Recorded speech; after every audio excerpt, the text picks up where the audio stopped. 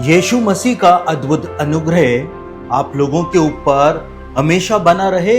इस प्रार्थना के साथ एक बार फिर से आप लोगों के सामने हाजिर हुआ हूं और आज एक बहुत ही गंभीर विषय और हमारे जीवनों को चुनौती देने वाला विषय लेकर के आप लोगों के सामने हाजिर हुआ हूं। और आज हम पुराना नियम से एक ऐसे वृतांत को समझने की कोशिश करेंगे और कैसे वो घटना जो पुराने नियम के अंदर बताई गई है वो हमारे आत्मिक जीवनों के ऊपर किस प्रकार से लागू हो जाती है और परमेश्वर उस कहानी के द्वारा, उस वृतांत के द्वारा आखिर हमको क्या चेतावनी दे रहा है, हमको किस तरह से हिला रहा है उन वचनों के द्वारा। इसको हम आज समझने का प्रयास करेंगे। दूसरा राजा की पुस्तक जो कि पुराना नियम के अंदर पाई जाती है, उस पुस्तक के 8वें अध्याय के अंदर कुछ ऐसी बातें बताई हुई हैं जिनको यदि हम सही तरीके से समझ जाएं और यदि हम होशो हवास में हैं और हम उन बातों को एवे ही ना लेते हुए यदि गंभीरता से उन बातों को अगर हम समझने का प्रयास करें तो हमारे जीवन जो है वो पूरी तरह से कांप जाएंगे, हिल जाएंगे और हम परमेश्वर के सामने, यीशु मसीह के सामने अपने घुटनों के ऊपर आ जाएंगे। वहां पर इस बात को बताया हुआ है, एलीशा भविष्यवक्ता का जो चेला था, उसका जो सेवक था जिसका नाम गेहजी बताया गया है। आज हम गेहजी के जीवन की एक ऐसी बात को समझने जा रहे हैं कि वो बात जो है जो गेहजी के ऊपर पूरी हुई पुराने नियम में, आज मसीही कलीसिया के अंदर ना जाने कितने विश्वासियों के जीवन के अंदर वही काम हो रहा है, कितने पास्टरों और प्रचारकों की भी वही दशा है जो गेहजी की दशा हुई थी। आज हम इन बातों को समझने जा रहे हैं। पुराना नियम के दूसरे राजा की पुस्तक में इस बात को बताया हुआ है कि गेहजी नाम का जो एलीशा भविष्यवक्ता का जो शिष्य था वो लालची था। और जब एलीशा ने नामान कोढ़ी को चंगा कर दिया था और नामान कोढ़ी जब एलीशा भविष्यवक्ता को बड़े बड़े गिफ्ट्स देना मांग रहा था, क्योंकि वो अराम का सेनापति था, दरबार के अंदर रहता था, बहुत पैसे वाला व्यक्ति था, औहदे वाला व्यक्ति था, तो एलीशा जो था उसने उन सारे गिफ्ट्स को लेने के लिए मना कर दिया था, क्योंकि परमेश्वर की चंगाई जो है वो पैसे से खरीदी नहीं जाती है और ना ही पैसे से बेची जाती है। लेकिन गेहजी ने देखा कि एलीशा ने सारे गिफ्ट्स लेने से मना कर दिया, तो गेहजी नामान कोढ़ी जब जा रहा था तो उसके पीछे पीछे भाग करके गया और जा करके उसने एलीशा के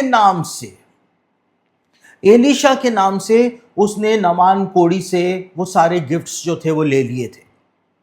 और जब वो गिफ्ट्स लेकर के घर पर पहुंचा, उसके बाद जब वो एलीशा के सामने गया, एलीशा सब कुछ जानता था परमेश्वर के आत्मा की सामर्थ्य से, और एलीशा ने कहा, इस कारण नामान का जो कोढ़ है अब तुझको लग जाएगा। क्यों? क्योंकि तूने उस बीमारी को दूर करने के लिए पैसे लिए, इसलिए अब वही कोढ़ जो है वो तेरे ऊपर आ जाएगा और तेरा हाल जो है वो नामान कोढ़ी जैसा हो जाएगा। और लिखा हुआ है बाइबल के अंदर कि जो गेहजी था वो पूरी तरह से कोढ़ से सफेद हो गया था।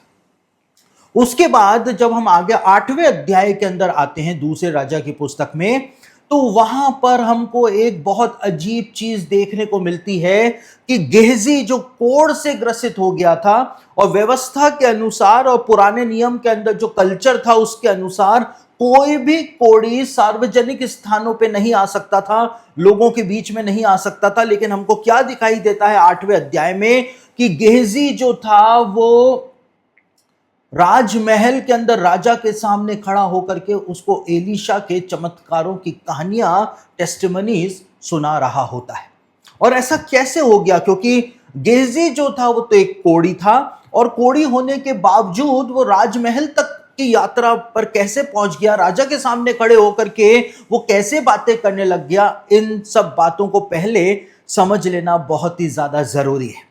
क्योंकि बताया हुआ है कि इजराइल के अंदर अकाल पड़ गया था, क्योंकि बाहर जो थी वो एक सेना इजराइल को घेर करके बैठी हुई थी, शोमरोन को घेर करके बैठी हुई थी, और इसलिए शोमरोन के अंदर भयानक अकाल जो था वो पड़ गया था। लेकिन परमेश्वर ने एलीशा भविष्यवक्ता के द्वारा एक भविष्यवाणी जो है वो शोमरोन में राजा को दी थी कि कल इसी समय शोमरोन के अंदर अनाज जो है वो बहुत सस्ते के अंदर बिकेगा।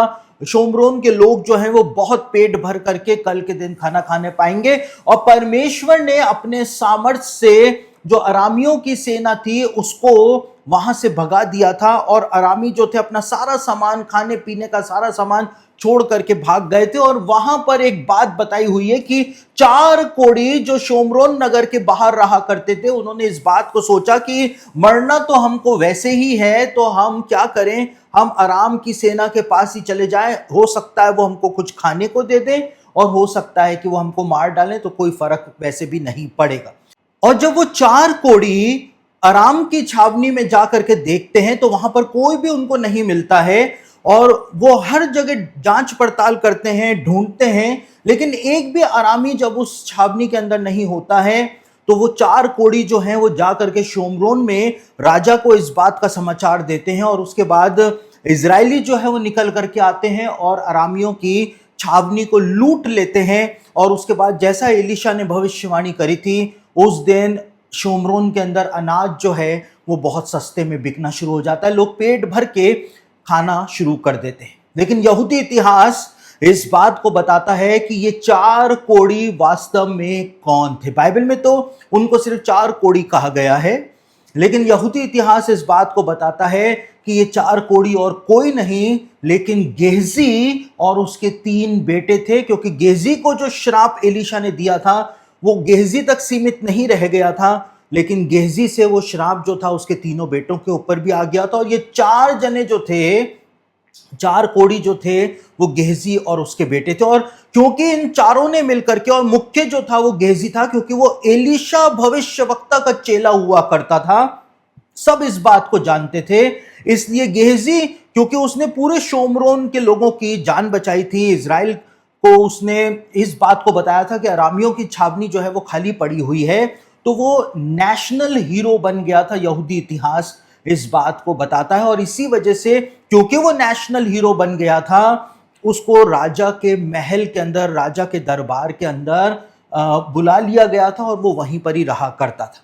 जिस प्रकार से नामान कोढ़ी अराम के राजा के महल के अंदर रहा करता था, एलीशा ने कहा था नामान का कोढ़ तुझे लग जाएगा अब से। और जो जैसा औदा नामान का था कि नामान कोढ़ी होने के बावजूद दरबार में रहता था, वही हाल जो था वो गेहजी का हो गया था कि वो कोढ़ी होने के बावजूद महल के अंदर राजा के सामने रहा करता था।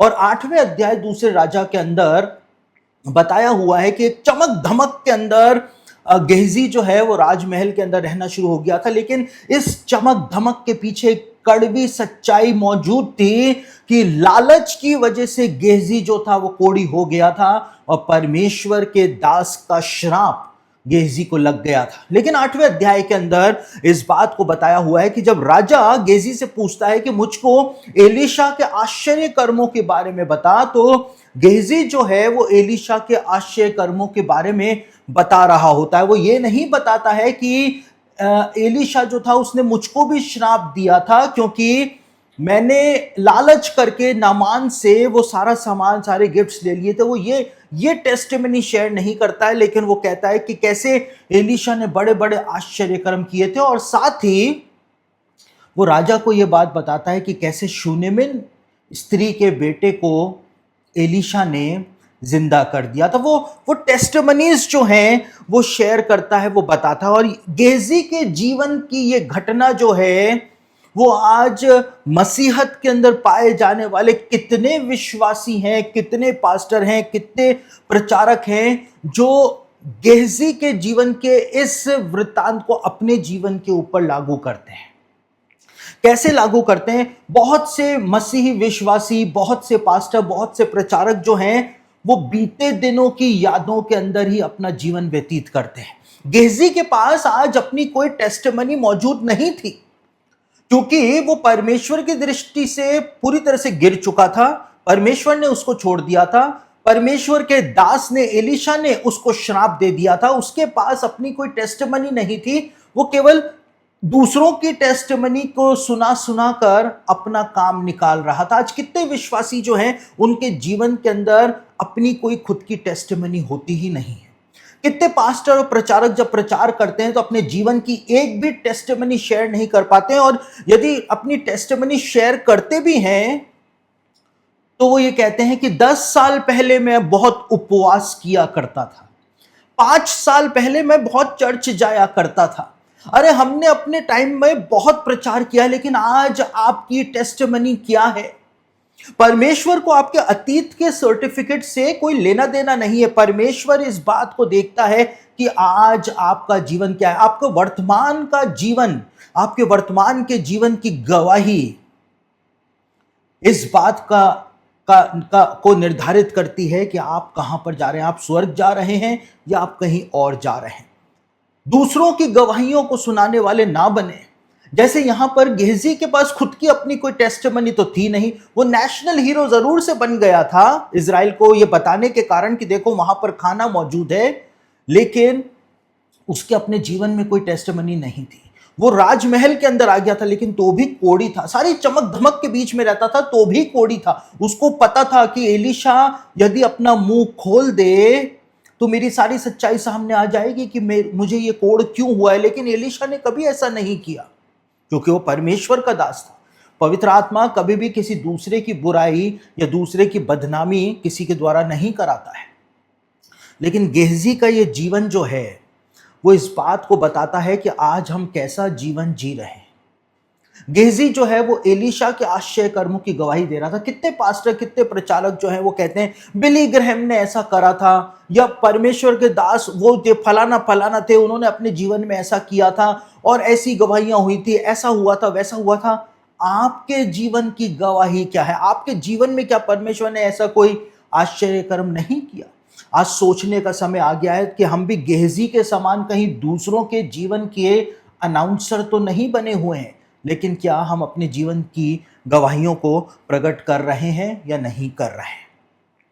दूसरी बात यह है कि आप दुनिया की नजरों में भले से स्टार बन जाएं, लेकिन कहीं आप परमेश्वर की नजरों में कोढ़ी तो नहीं बने हुए हैं।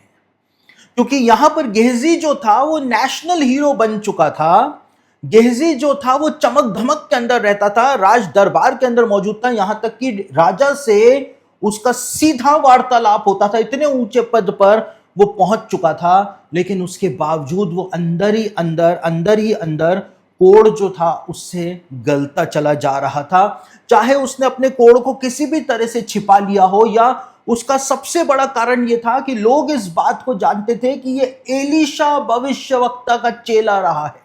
एलीशा के नाम से आज भी वो फायदा उठा रहा था, जैसे उसने पहले उठाने की कोशिश करी थी कि मैं एलीशा भविष्यवक्ता के साथ मिनिस्ट्री किया करता था ब्रदर, मैं एलीशा भविष्यवक्ता के साथ मिनिस्ट्री किया करता था सिस्टर, और हमने तो ऐसे ऐसे बड़े बड़े काम किए। मैं वहां पर ही था जब एलीशा ने ऐसा आश्चर्य कर्म किया, मैं तो वहीं पर ही था जब एलीशा जो था उसने मुर्दे को जला दिया। तो एलीशा के नाम से वो आज भी एक स्टार बना हुआ था, लेकिन परमेश्वर की नजरों के अंदर वो आज भी एक कोढ़ी था। दुनिया भले से उसके ऊपरी जो उसका औहदा था, आदर सम्मान था, उसको देख रही थी, लेकिन परमेश्वर जानता था कि इसके अंदर एक कोढ़ पाया जाता है, और वो कोढ़ जो है वो इसके पाप की वजह से इसके जीवन के ऊपर आया है। कहीं आज ऐसा ही हमारी गवाही दुनिया के सामने तो नहीं है?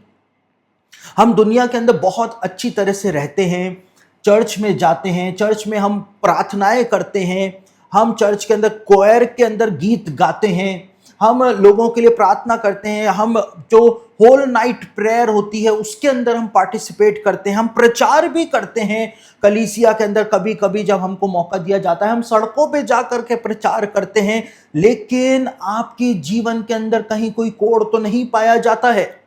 आपके मोबाइल की सर्च हिस्ट्री जो है वही बता देगी कि आपके जीवन के अंदर कोढ़ पाया जाता है, पाप का कोढ़ पाया जाता है या नहीं पाया जाता है। कहीं चर्च से बाहर निकलते के साथ ही आपका जीवन परिवर्तित तो नहीं हो जाता है, आप पूरी तरह से संसारी और शैतानी तो नहीं बन जाते हैं।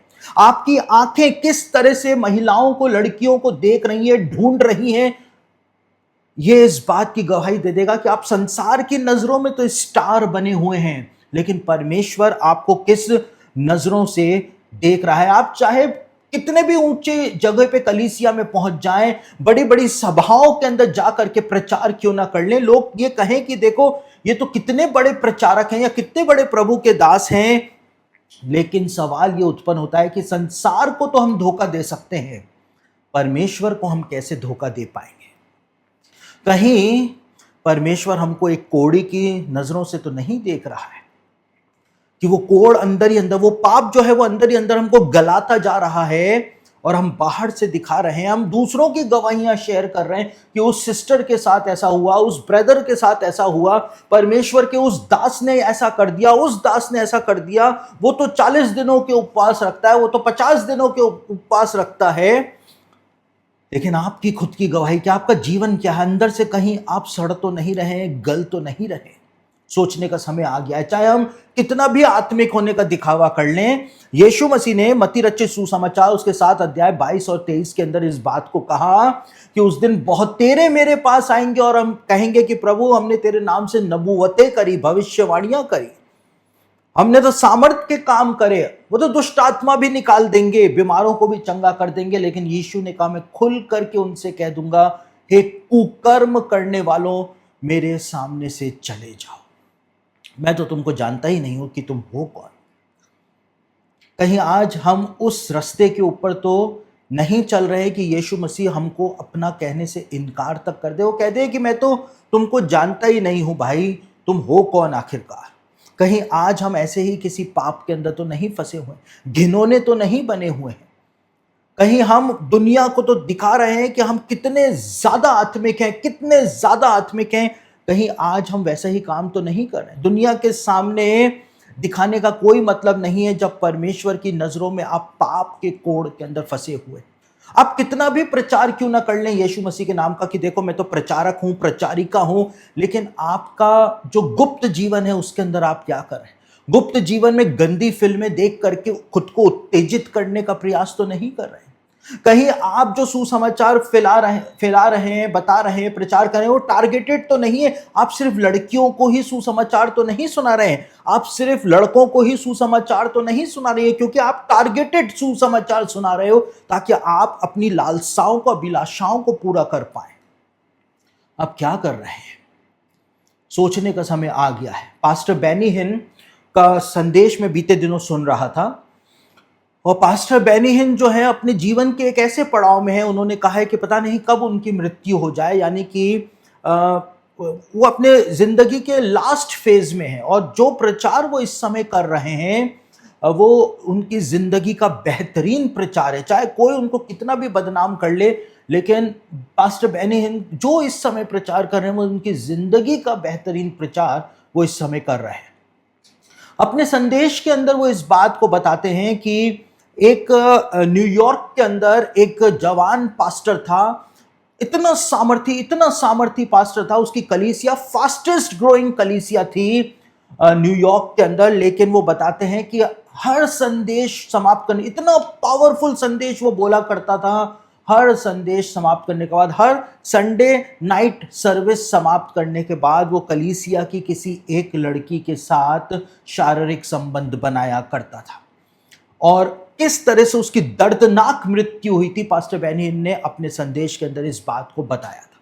कहीं आज ऐसा तो नहीं है, दुनिया को दिखाने के लिए तो फास्टेस्ट ग्रोइंग मिनिस्ट्री आप कर रहे हैं, दुनिया को दिखाने के लिए तो दुनिया की या भारत की सबसे बड़ी सेवकाई आप कर रहे हैं, आपके स्थानीय कलीसिया की सेवकाई में सबसे ज्यादा आत्मिक आप ही दिखाई देते हैं, आप ही दिखाई देती हैं, लेकिन आपके आंतरिक जीवन के अंदर पाप का कोड़ तो नहीं पाया जाता है जो अंदर ही अंदर आपको गला रहा है, अंदर ही अंदर आपको सड़ा रहा है। कहीं ऐसा तो नहीं हो रहा है? हमको गेहजी के जीवन से परमेश्वर आज हमको चेतावनी दे रहा है कि कहीं तुम तो इस तरह से अपना जीवन व्यतीत नहीं कर रहे हो, कहीं हम दूसरों की गवाहियों के सहारे तो नहीं जी रहे हैं। हमारे खुद के जीवन की गवाहियां क्या हैं? परमेश्वर ने हमारे लिए क्या किया, अब किया तो आज से 20 साल पहले किया, तो उस 20 साल पुरानी गवाही के दम पर तो हम आज नहीं जी रहे। आज वर्तमान में परमेश्वर ने आपके लिए क्या किया है, उस गवाही को लोगों के सामने बताना है, क्योंकि लिखा है वो लोग जो स्वर्ग जाएंगे, वहां पर लिखा है कि वो यीशु के लहू के कारण और अपनी गवाही के वचन के कारण शैतान के ऊपर जयवंत हुए। 20 साल 50 साल पुरानी गवाही के वचन के कारण नहीं, प्रतिदिन की अपनी गवाहियों के कारण वो शैतान के ऊपर जयवंत हुए। हम क्या कर रहे हैं? और तीसरी बात जो यहां पर बताई हुई है कि गेहजी जो गवाही दे रहा था कि एलीशा भविष्यवक्ता ने, परमेश्वर के उस जन ने एक स्त्री के बेटे को जिंदा कर दिया था, तो वो गवाही तो पूरी हो गई, लेकिन गेहजी जो था उसको कुछ भी नहीं मिला। दूसरा राजा उसका 8 अध्याय उसके 5वें वचन में लिखा हुआ है कि जब राजा को गेहजी ये कहानी सुना ही रहा था कि कैसे एलीशा ने उस स्त्री के बेटे को जिंदा किया था, कि उसी समय वो स्त्री और वो बेटा जो था वो राजा के दरबार में उससे विनती और निवेदन करने के लिए आ गए। परमेश्वर की टाइमिंग को देखिए, गेहजी के मुंह से वो बातें बोली ही जा रही थी, परमेश्वर ने उस बात को प्रमाणित करने के लिए उस शूनेमिन स्त्री और उसके बेटे को दरबार के अंदर राजा के सामने भेज दिया। और वो चिल्लाया जोर से गेहजी उनको देख करके कि महाराज, यही तो वो स्त्री और यही वो बेटा है जिसको एलीशा ने जिलाया था। बिल्कुल बिल्कुल आई एविडेंस जो होता है वो वहां पे मौजूद था। परमेश्वर की टाइमिंग है। और उसके बाद राजा ने शूनेमिन स्त्री को वो सारी जमीन जो उसके दूसरों ने हड़प ली थी वो सारी जमीन लौटा दी। इस कहानी का एक हैप्पी एंडिंग हुआ। परमेश्वर ने गेहजी के मुंह से उस गवाही को कहलवाया। फायदा जो है वो शूनेमिन स्त्री और उसके बेटे का हुआ। हैप्पी एंडिंग हो गई। वो शूनेमिन स्त्री खुशी खुशी अपने घर चली गई। जो वो राजा के पास पाने आई थी वो उसको मिल गया। वो वापस चली गई, भरपूर हो गई, आनंद में परमेश्वर की महिमा करने लगी। लेकिन गेहजी जो कि नैरेटर था, अनाउंसर था, गवाही देने वाला था उस कहानी का, वो वहीं का वहीं रह गया। उसको कुछ नहीं मिला। वो अपने कोड़ से मुक्त नहीं हो पाया। ये एक बहुत गंभीर बात है जिसको हमको बहुत ज्यादा बारीकी से यहां पर समझना पड़ेगा। कितनी बार ऐसा होता है कि हमारी प्रार्थनाओं के द्वारा दूसरे लोग चंगे हो जाते हैं।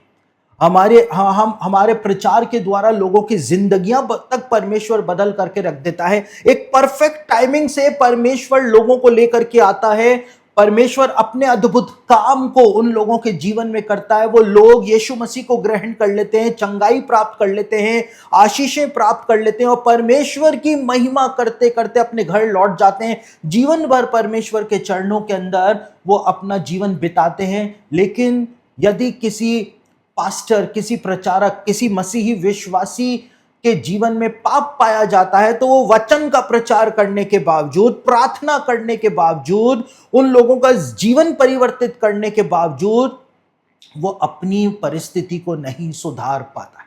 वो अपने उन्हीं पापों के अंदर, कोड़ की गलन के अंदर गलता चला जाता है, परमेश्वर से दूर होता चला जाता है, क्योंकि वो अपने जीवन में कोई परिवर्तन लेकर के नहीं आना चाहता है।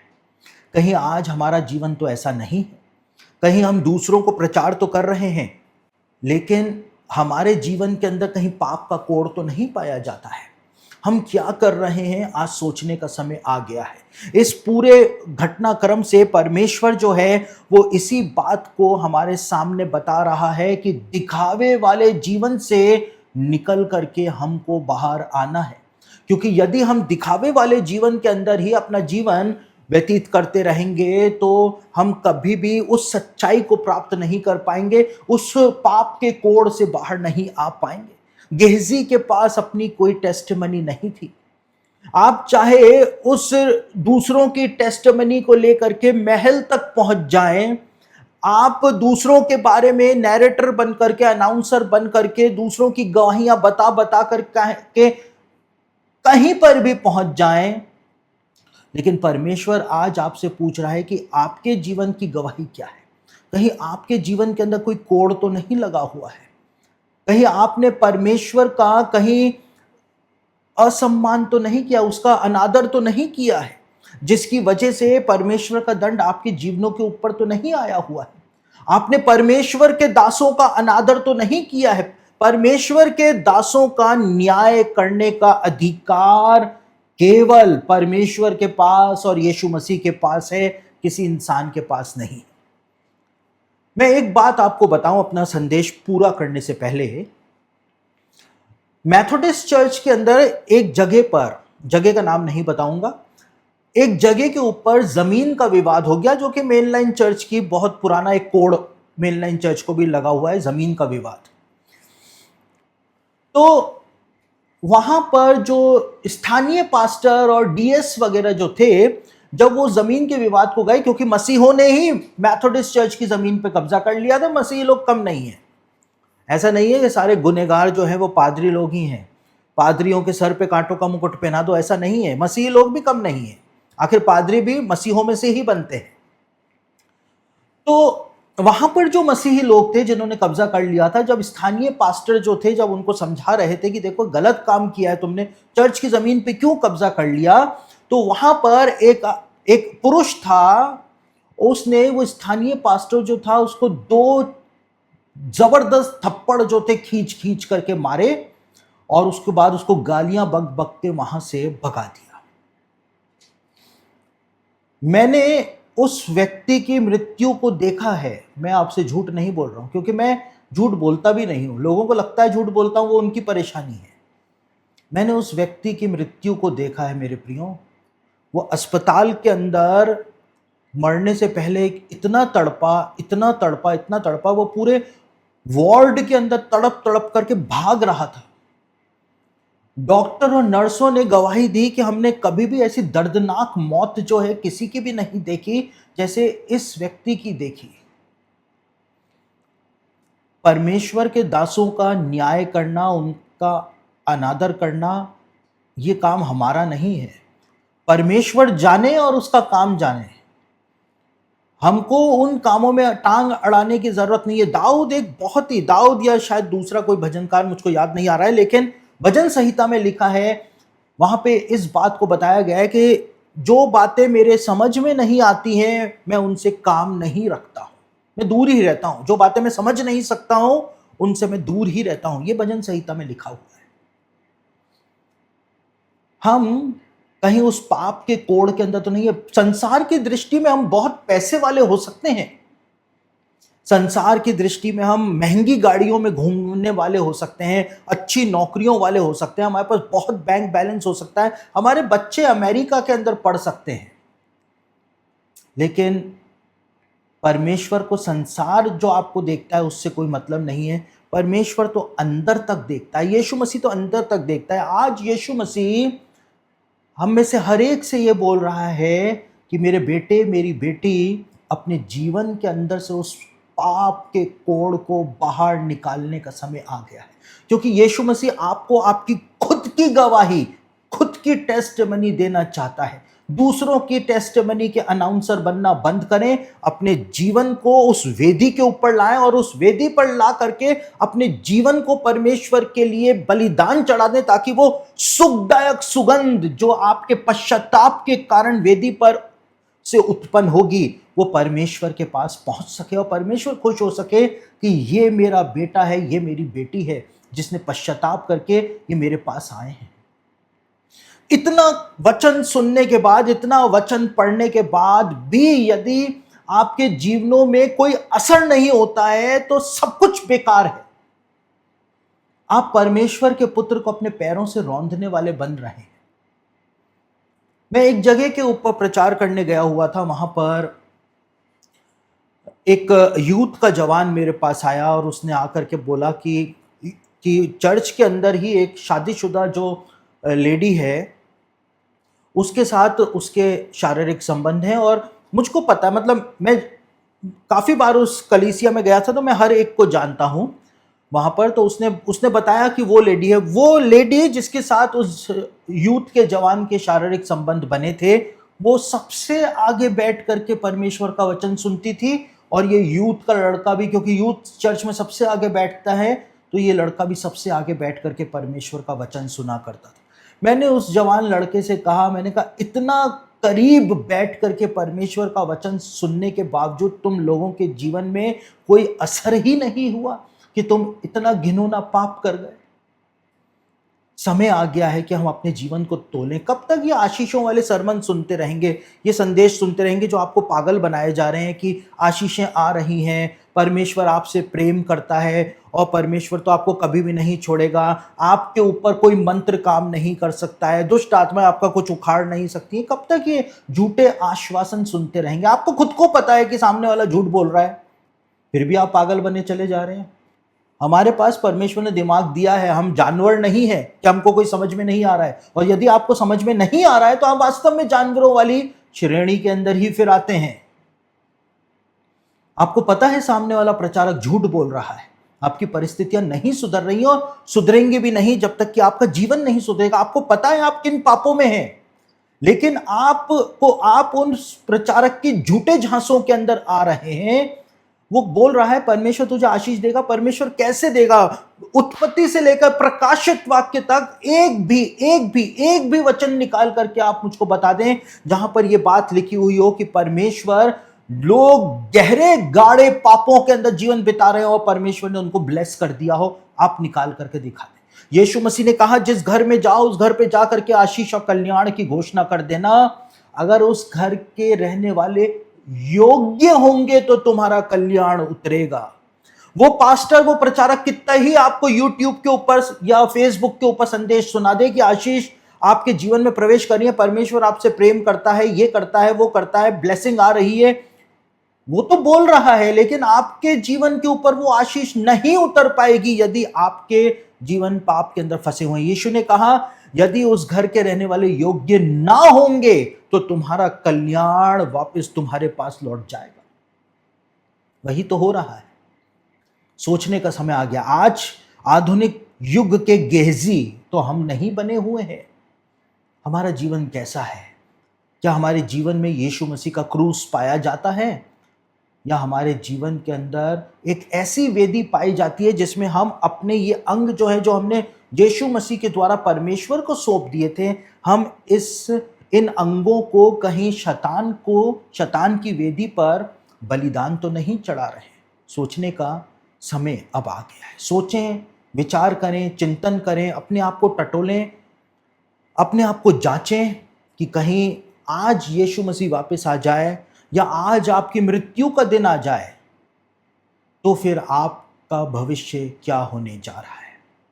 सोचने का, मनन करने का समय आ गया। आधुनिक युग के गेहजी बनने का प्रयास ना करें।